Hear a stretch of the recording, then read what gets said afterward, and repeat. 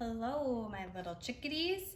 We are going to read a book today called The Snatchabook. And it says on our cover page, who's stealing all the stories? Who's stealing all the stories? Do you think either of these people could be stealing our stories?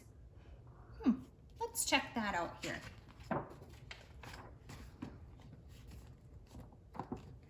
One dark night in Burrow Down, a rabbit named Eliza Brown found a book and settled down when a Snatchabook flew into town.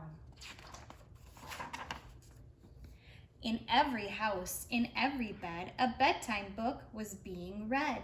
Now here's one of my favorite pictures in the story. You can see all the animal families tucked in their beds in their trees.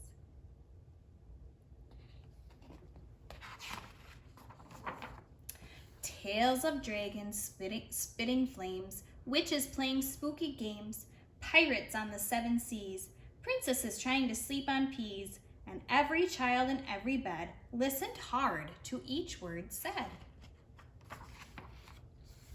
Eliza Brown at number 3 was reading quite contentedly.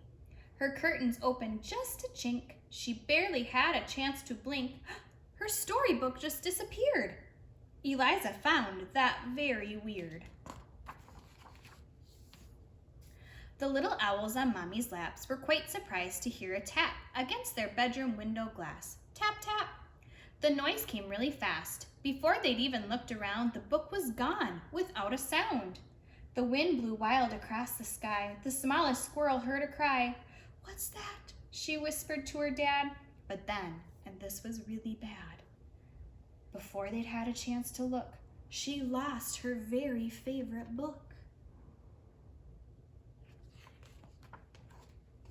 And so it went, night after night. Books disappeared from left to right. 5 books here and 6 books there. The shelves began to be quite bare.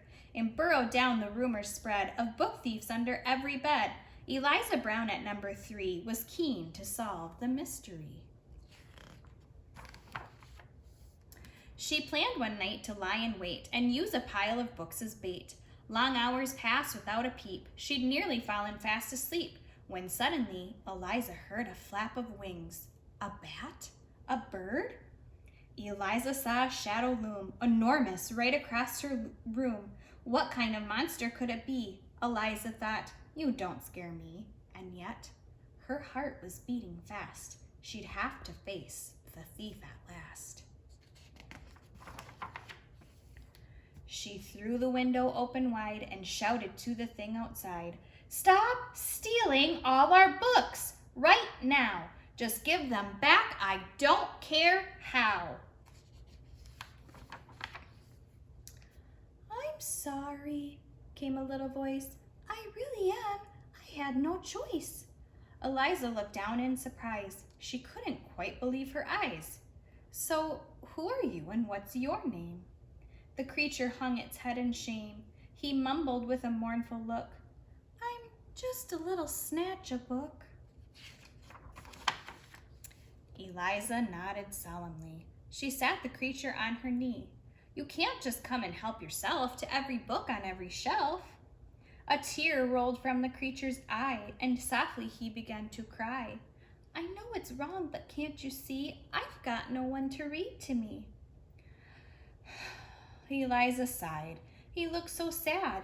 If he just had a mom or dad to read him stories every night, well then, he might behave all right. That very night, they hatched a plan, and so the Snatchabook began. To give back all the books he'd picked, Eliza Brown was very strict. Then, trying hard to prove himself, he stacked them neatly on every shelf. And when he'd made his full amends, Eliza called on all her friends and told them how he'd worked all night to turn a wrong into a right. And now each night in Burrow Down, a darkness falls upon the town. In every house and every bed, a bedtime book is being read.